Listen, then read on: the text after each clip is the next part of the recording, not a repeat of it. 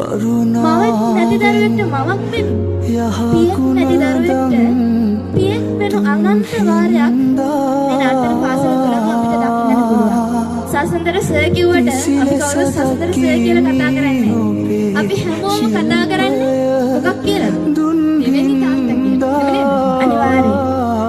අපිට අම්මට තාත්තට දෙවෙනි නොවන විදිහට කිසිදු දරුවෙක්ට හැමෝම එක වගේ සැලකන්නේ නැහැ.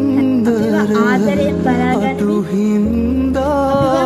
ආදරයෙන් හැම වෙලාවෙම තුරුල් කරගන්නේ, අඬන වෙලාව සනසන අත්පොඩි ගහන්න සමහර දරුවන් ඉන්නේ අම්මා තාත්තා විතරයි.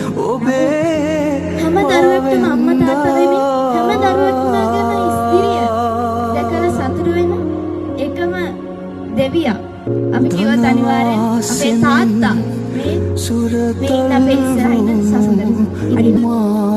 ඔබේ දැත